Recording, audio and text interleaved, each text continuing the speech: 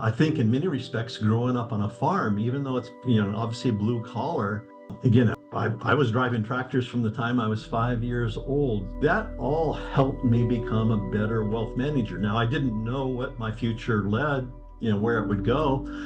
Obviously, as an 18-year-old, I was as confused as anybody else. Or when I graduated from college, I had no clue where I would be. But again, when you think back, again, the values that I learned growing up on the farm, things like, again, just the farming.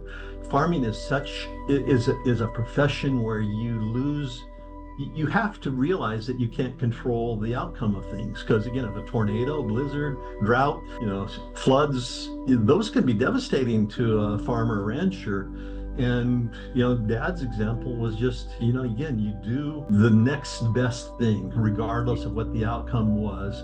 And in investments, in wealth management, that's very important. Most people think that they can make, find the hot stock. That's an uncontrollable thing. Nobody's been able to pick successfully stocks. So we've always preached, focus on what you can control and ignore all else. So the news from the financial media, should be ignored. Again, focus on building a properly allocated, properly globally diversified portfolio, and again, just manage it, make adjustments based upon, again, your target allocation, but not to focus on, okay, is Apple going to do better than Microsoft, or is Nvidia? Those are things that are unknowable and you can't control. So, and another thing that I think was, when I created my firm in 1994, one of the defining moments of why I created goes back to even a lesson from Dad. Because when I was a kid, probably 9 or 10, I remember my father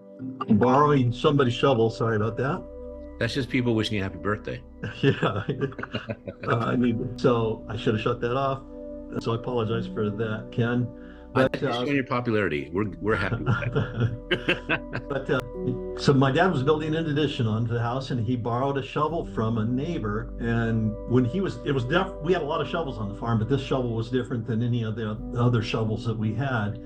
But when Dad was done with that shovel, I remember seeing him wash it off, take a steel brush to get as much rust off of it, because metal does rust, and then sharpen the edge of the shovel. Now, Dad's obligation was just to return the shovel.